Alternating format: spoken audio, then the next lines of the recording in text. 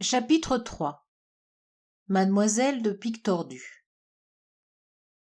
Diane se leva, remit ses souliers qu'elle avait ôtés pour dormir, rattacha les agrafes de sa robe et pria son papa de lui prêter le miroir pour qu'elle pût faire aussi un brin de toilette pendant qu'il irait avec Romanèche organiser le départ. Flochardet, la sachant propre et soigneuse, la laissa seule, en lui recommandant, si elle sortait, de ne pas se risquer dans les décombres du château sans bien regarder à ses pieds.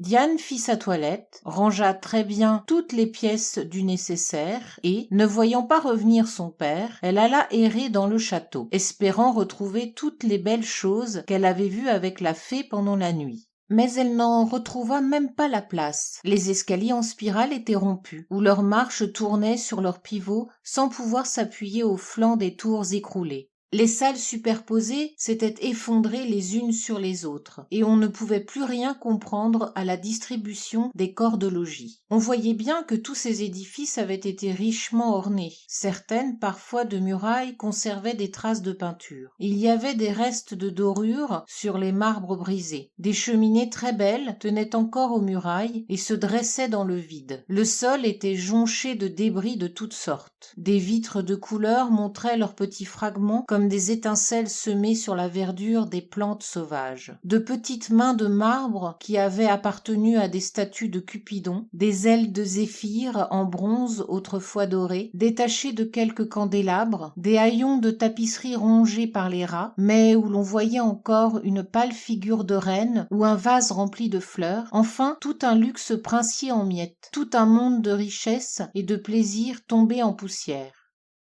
Diane ne comprenait pas cet abandon d'un château si grand, dont la façade se dressait encore magnifique au flanc du ravin. Il faut, pensait-elle, que ce que je vois soit un rêve que je fais maintenant. On me dit que quand j'ai la fièvre, je déraisonne un peu. Je ne l'avais pas cette nuit. Je voyais les choses telles qu'elles doivent être. Je ne me sens pourtant pas malade, mais la fée me l'a dit. On ne peut voir son château que quand elle le permet, et je dois me contenter de le voir tel qu'elle me le montre en ce moment.